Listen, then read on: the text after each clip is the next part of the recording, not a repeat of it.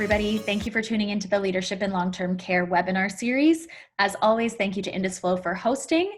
I'm Kendra. In case you haven't tuned into any of the past videos, I'm an operations strategist and leadership consultant. If you did watch last week's video, we were discussing 5 tips to managing stress during stressful times. And this week, we're going to be discussing creating an A team and building team cohesiveness. And this is one of my favorite topics, so I will dive right in.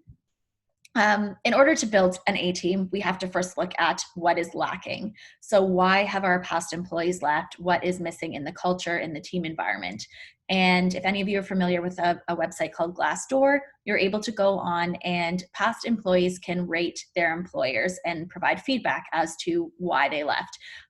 Anything from the culture to the management. So if you haven't had the opportunity to check out your own organization or facility, I would highly recommend that you do so. And this is some of the information that I've gathered from the long-term care space. So impatience with their staff, specifically stemming from management, was a big reason for leaving. Disorganization within a team, perhaps management not totally understanding how to direct their staff was, again, a major reason. And feeling overly criticized. So this stems from a number of different reasons that we will dive into, but these are 3 of the very predominant reasons that we also see across all industries as to why employees leave and why you're not able to get that A team and that team cohesiveness. So in order to build the A team, we need to eliminate the us versus them mentality. And this is something that we see in every single industry across, our personal lives as well. There's always somebody that we are up against, somebody who is making us feel insecure perhaps, or looking to take something away from us. So there are 2 models when it comes to this us versus them dynamic and concept. And the first is cross-departmental, which is also can be termed horizontal. So it would be something like nurses and PSWs. So having this divide across different departments. In other industries, you would see it like marketing and sales, or, I guess that's probably the best example I can give you, marketing and sales, PSWs and nurses. So they have different responsibilities, but there are parts of their job that overlap and intertwine. And so overlapping and intertwining, that's easy enough because they're working together, but it's where we have these different responsibilities that causes the friction when they're meeting in the middle to do that combined work. The second model is managerial or vertical. So we have our senior management, our senior leaders, which would be you, and then our frontline employees. So there's always this, I don't know what they're doing, they have no idea what we do kind of conversation that tends to happen. And then we have our middle managers who are sort of smushed in the middle there. So they are managing up, they're taking direction from you, and then they have to take this information, transmute it, and send it down to the frontline employees. And then at the same time, they are also getting feedback coming upwards. So it's really, really important to check in on these mid-level managers, because they are taking in and absorbing so much information and then trying to put out so much information both ways that it can be incredibly exhausting. And so we see a lot of burnout happening in this mid-level management area. But again, we still have this us versus them mentality across all of these tiers. In one of our previous webinars, we were discussing the idea of security in the workplace. And this you can attribute to all areas of your life as well, but there are 3 major components of security. The first is physical. So this one seems fairly simple: getting sick, being harmed by a patient. We see fatigue and burnout in this specific area, the specific component, strains from daily tasks, things of that nature. Then we have financial, so paying the bills. Very straightforward. Obviously, everybody feels insecure when they're not able to support themselves. But there are other aspects that we don't really acknowledge all of the time. So supporting other family members, saving for something specific, perhaps cost linked to an unforeseen circumstance. So I'll give you a perfect example. An employee was in a car accident last week. So now they have $3,000 of unforeseen payments that they need to make. They come into work, they ask to pick up 5 or 6 shifts. Great.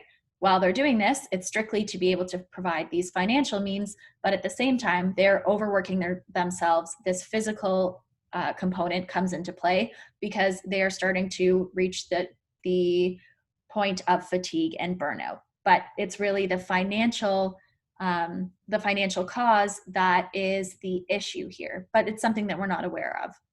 So then, as they reach this fatigue and burnout stage, their motivation starts to slack, perhaps their performance starts to slack, and then everybody starts chiming in with their opinions about why this person isn't performing at their optimal level, at their peak. But had we known what was going on and what perhaps is sparking all of this, the chain reaction, then we have at least a little more empathy. We can step in and say, how can I help you? So it's understanding the root cause of what is causing, people to not really perform at their best. Then we have emotional, which is the third component of security. And there is a lot of bullying that was also listed in these Glassdoor reviews, a lack of recognition and acknowledgement, which is huge. Mental exhaustion, burnout also plays into the emotional component, and a lack of training and development. Many employees will jump ship if they feel as though they're plateauing and there's nowhere else for them to go. Perhaps there isn't, but you can always be feeding and fueling their minds with different learning possibilities. Now, the thing that stands between a team and perhaps an X, Y, or Z team is this idea of competition and security. And if you look at the long-term care space, there are 4 generations working in the same environment right now. So you have somebody who's been a nurse for 40 years, and now there's somebody who's coming in with not as much knowledge, not as much experience, eager to learn, but could potentially take their job and boot them out. How do you think that person will react? And oftentimes it's subconscious. It's not even something that's on their radar, but their financial means of security is now being threatened. So how do they respond? This is where fight comes in. There's bullying, gossiping, insufficient mentorship, intentional exclusion. So you know that somebody does a great job. You don't want to include them because you don't want their skills to be seen by you, who are the leaders, right? Who would then acknowledge and provide merit to somebody's excellent job or excellent work ethic. And subconscious sabotage. So as I mentioned, a lot of times, because it is threatening an innate component of security, which is your financial means, we unintentionally sabotage that other person in that working relationship. And then we have flight. So this is typically seen as as the newcomers coming into the scene, which is why we have so much turnover. They're seeking a secure environment. They want the opportunity to learn and grow, and they don't have that sufficient mentorship to be able to do so. They're looking for a positive work environment as well. So competition and security, essentially, when somebody is feeling insecure in this space, it's because they have a fear of somebody taking something from them. So it's also acknowledging that fact to say, we have more than enough shifts. We need a cohesive team. We need everybody to work together. And the sooner that we get these people up and running and trained and provide an exceptional work experience for all of us, the more shifts we'll have, the less stress we'll be under. All of these pieces, which I'm sure you know, and I'm sure you also tell your staff daily, but it's just reminding them and understanding why there is this underlying animosity amongst every team. So these are some phrases that will probably sound familiar to you. What do they even do? They're useless. Do I have to do everything around here? They don't know how to do their job. They have no idea what we do every day. I don't have the time to train someone new. So maybe you have had this said about you as a leader, which happens all too often. Perhaps you have said this about somebody else. Either way, these are common phrases that we hear in the workplace. And so what we have to do in order to combat these mentalities and to create the cohesiveness is to change the conversation. So somebody comes to you and says, what do they even do? Or you overhear this. Or a middle manager has come to you and told you that this is the conversation that's going on. Well, this is how we react. We provide a clear list of responsibilities and up-to-date job descriptions, especially in a management role. People need to know what it is that you do at the top. in order to feel comfortable with, understanding the responsibilities that you have that aren't dealing with them.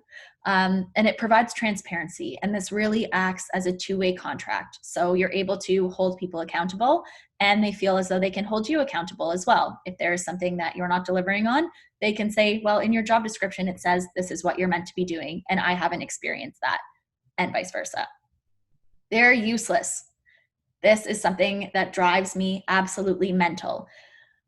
What is it that they're not able to do? What makes this person useless? And what training could we offer them to help them improve? So by changing this narrative and coming at people with a question, as soon as you hear something like they're useless, you are now putting the onus on them to A, step up as a leader, and B, to figure out a solution. Because if they're not willing to do that, then they don't get the opportunity to complain to you. If you are not willing to help me make this person better so that all of our lives can be easier, then I don't want to hear your complaints. Do I have to do everything around here? We want to provide you with as much support as possible. This is something that you can say to them. What additional tasks are you taking on right now? Let's see how we can distribute the work better. Sometimes distributing the work isn't entirely possible. If we look at last week's webinar, we talked about stress management and how it was split between overwhelm and out of control. So by listing out all the tasks that are additional to what is in their job description and in their responsibility checklist, then we're able to say, okay, this is a lot of work that is overwhelming you. How can we break it up into smaller tasks that seem more manageable? How can we prioritize the things that need to be done immediately versus things that we can get to tomorrow or delegate to somebody who is newer? So a lot of the time when we say, what additional tasks are we taking on? And somebody asks, do I have to do everything around here? It's poor time management and, the inability to prioritize specific tasks. So they feel like everything is dumped on their plate at once, when really there are ways to prioritize to make things easier. And it's your job as a leader to help facilitate that. They don't know how to do their job. Also a great statement that we hear all the time. And your response is, so let's help change that. What have you identified as their areas of improvement? Again, throwing the onus back on them and ownership to say, well, here's a solution. As a leader, as somebody who is senior in this position, I would say that they could get better at X, Y, and Z. And then you form an action plan from there to help these people improve. They have no idea what we do every day. And I guarantee that has been uttered about you as leaders, as senior management, more times than you probably realize. And so the things that we have to empower our middle management to say is, okay, I understand that you feel that way. So what are the three main things that you would like them to know about your day-to-day so that they can better understand what it is that you do? If people are not able to provide at least three points on this subject, then again, you're kind of at a loss because now they're just taking the road to complain. So let's bridge that gap. Let's help them understand exactly what it is that you do and perhaps where they're missing the mark. Let's get everybody on the same page so that the right hand knows what the left hand is doing. When it comes to nurses and PSWs, also, this all ties back to the idea of creating a responsibilities checklist or job description. Okay, so they don't understand what it is that you do outside of your combined work and time together. Let's educate them. Let's have conversations about this. And I don't have time to train somebody new. A lot of the times we do not. This is true, especially right now. But how you change that narrative and begin to change the conversation with your employees is to say, I understand that right now you're extremely busy because of specific instance, specific block.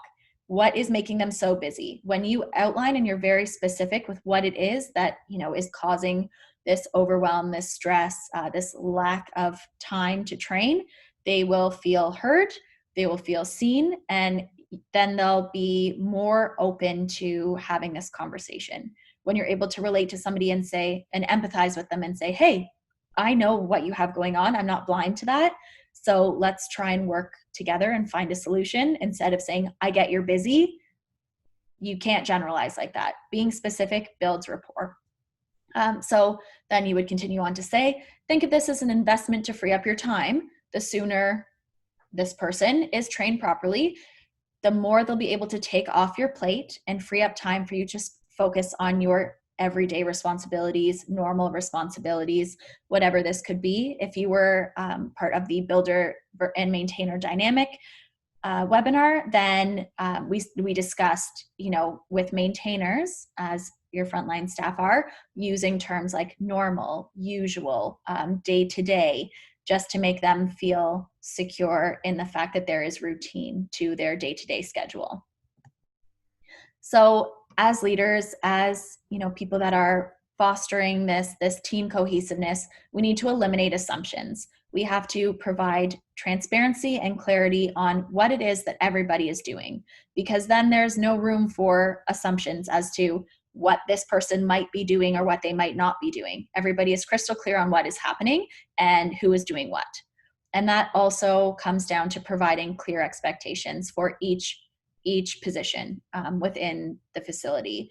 If that is very clear as to what you are expecting from others, then you can hold them accountable to that. If it's wishy-washy and perhaps, one day they do this, but the next day you're asking them to do something else, you're going to be met with a little bit of hesitancy. So just eliminating assumptions, eliminating unclear expectations, and providing true transparency will help to build this cohesiveness and build this A team.